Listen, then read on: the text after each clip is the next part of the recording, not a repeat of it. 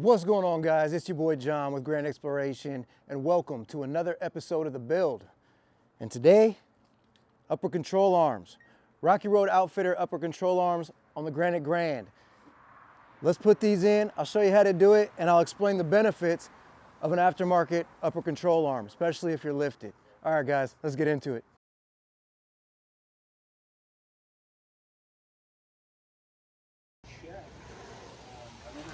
All right, guys, we got the wheel off. I skipped that step because I figured if you're not taking your wheels off yet, then you probably shouldn't be doing upper control arms yourself just yet. But, you know, I'm not bashing you or nothing. It's just levels. You got to learn. First step is we're going to take this felt liner out right here, and let's do that. So there's some benefits to running an aftermarket upper control arm. The first one is strength. The stock UCAs are just stamped sheet metal, and they're not as strong as an aftermarket one like Rocky Road Outfitters. The next is reaching stock wheel alignment specs, especially if you have a lifted Jeep. This comes in clutch. And then something that's really cool about the Rocky Road Outfitters UCA is if you do happen to break a ball joint, you don't have to just stay specific to their brand.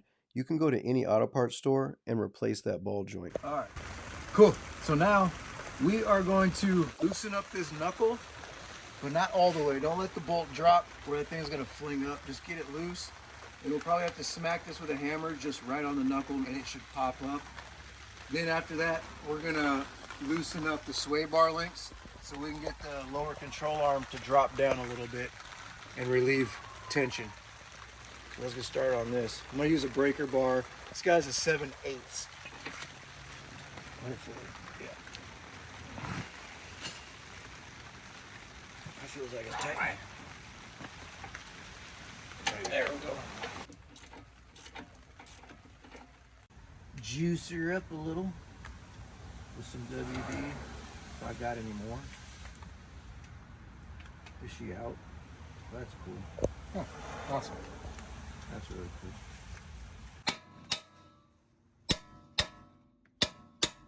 All right, so we have the upper control arm detached from the knuckle.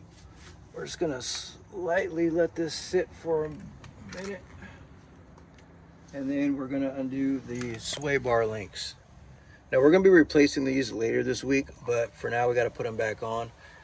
In order to loosen this up, you actually have to use an 18 mil pass through.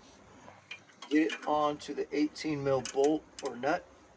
Then you need an 8mm socket to go on this skinny guy here. And line them up.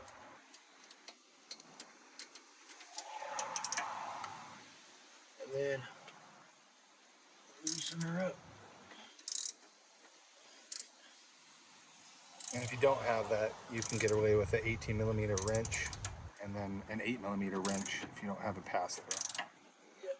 All right, so we have the sway bar link unbolted, but it might be a little bit stuck from road grime or just maybe the angle of the sway bar versus the LCA. So sometimes if you go up a little bit with the jack on the LCA, and I sprayed with a little PB blaster too. Keep coming up, Brandon. There we go. We got a little angle on it. This thing just swivels around like this. And now it's detached, so we can get the LCA to drop down a little bit lower to make it easier to get the strut out at the bottom. All right, next thing here is we're going to unbolt the bottom of the strut. And actually, Brandon, this is the side that's it's gonna slide out. I'm actually gonna unbolt on this side. You're gonna be using a 15/16 socket.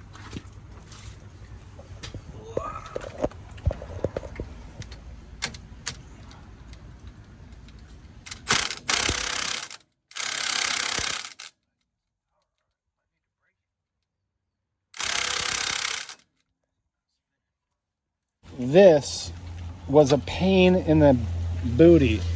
So here's what contraption that we used. We use a shorty breaker bar. I know that everybody says just use a breaker bar. Well, we have broken 2 of these.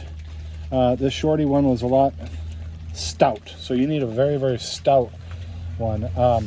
And then we used impact sockets So, and an impact extension, which is now currently on here. And then essentially we used a breaker bar. You got to squat it like you're squatting at the gym, and then it sounded like it broke the tool like the other ones, but it was actually just this twisting and breaking the, it can't be rust, but yeah, you just got to get all your might, because we tried up here, we got this side off. Yeah, I mean, we were hoping that we didn't have to break that bolt, but, and that was because the first bolt for the upper control arm towards the front of the vehicle came out and did not touch the strut spring, the coil spring. But the rear one, we found out, still does smash into the spring, and you cannot back it out. Yeah. So ultimately we did have to come down to the bottom of the strut and loosen that up so we can drop the whole strut. So this was about an hour process. That was an hour. And It's almost dark. through prayer, it worked. Yes. Prayer only and Brandon's strength. Yeah, Holy Spirit. Okay, so now you got to see the finale, the easy part, and hopefully your guys' is easier than this, because literally it took us about an hour and a lot of frustration. And now it's up. So it does look like that was rusted on there a little bit, so lots of grease on the next one. All right, so now we just got to punch this one back out and keep on with the keeping on.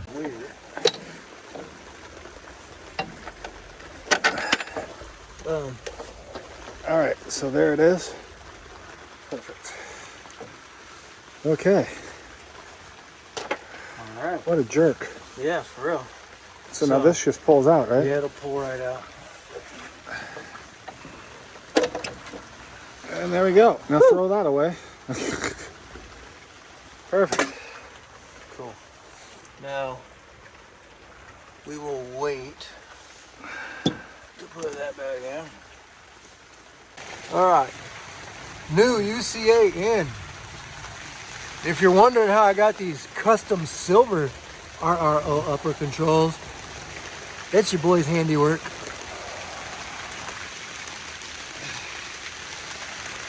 Grease. Marine grade grease. Grease everything. Don't worry about your fingers.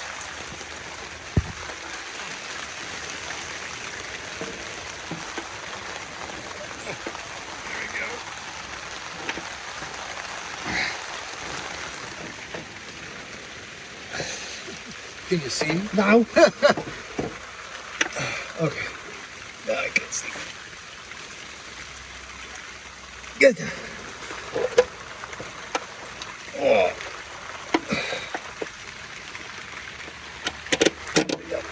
Okay.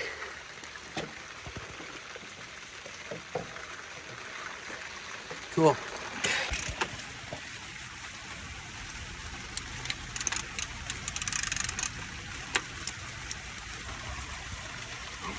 Okay, Brandon. The edge is real sharp.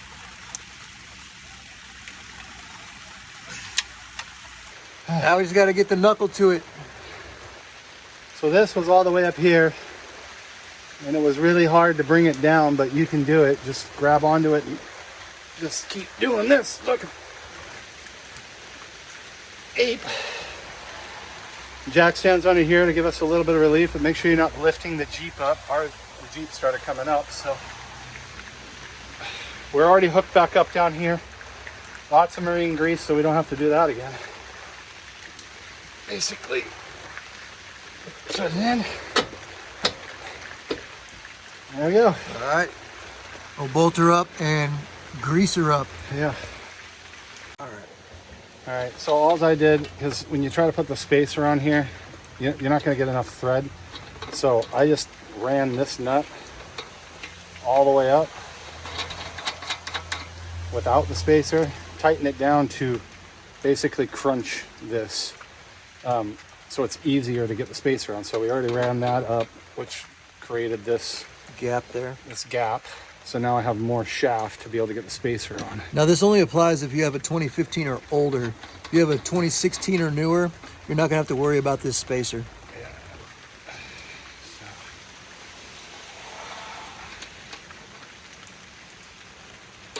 spacer. There's the spacer. There's the nut. Because there's barely enough thread to get that thing started. Oops.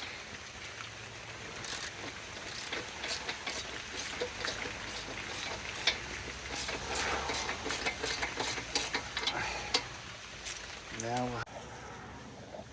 Let her down.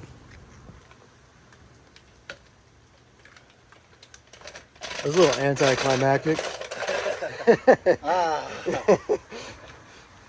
complete. End scene.